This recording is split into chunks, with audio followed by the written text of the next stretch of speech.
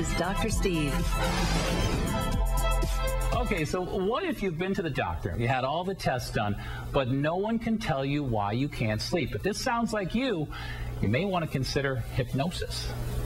And soon your thoughts shall all be mine. Hypnosis often brings up thoughts of spinning wheels or swinging pendulums, but it's no joke. It's often used to help people quit smoking, manage pain, and even lose weight. Well, now experts are using hypnosis for another reason, to help patients who struggle with sleep.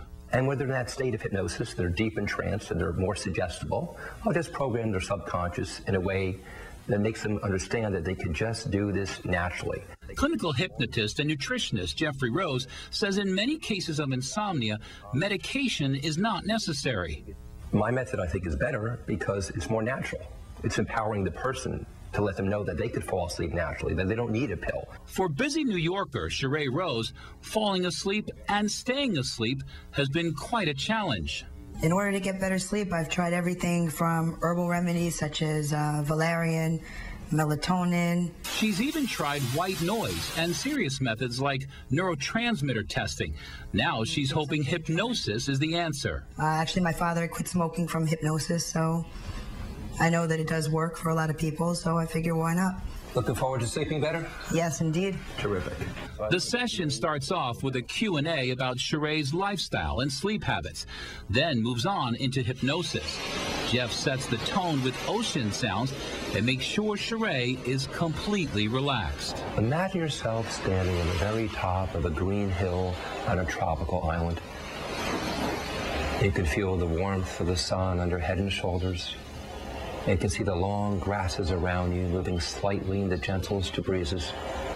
Well, here with me now to talk a little bit more about hypnosis for better sleep is Jeffrey Rose. He's the founder and director of the Advanced Hypnosis Center in Manhattan. Jeffrey, thanks so much for joining me. Thanks for having me. So we spoke to Sheree, and we found out basically that after her session, she definitely slept better. She said she felt better. The audio tapes or the audio stuff that you gave her also worked.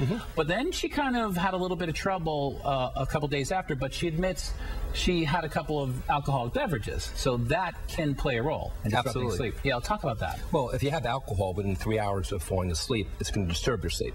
You might be knocked out because it's a sedative, but the body will compensate for that and want to wake you up.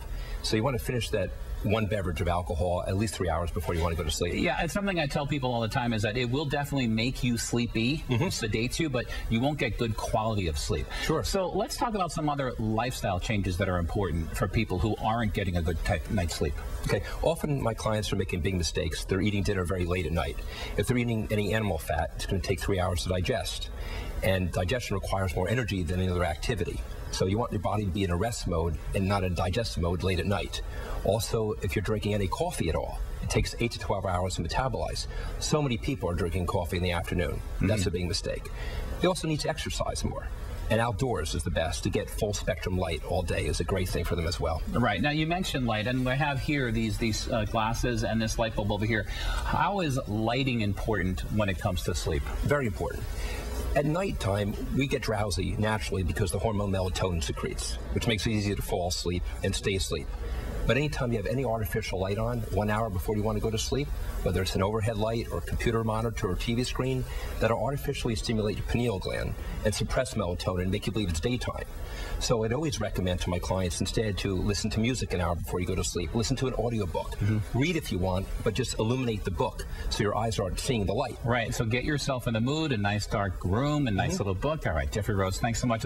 Feels like I'm going to try that tonight. I think it's going to work. Terrific. All right, appreciate you coming in. All right.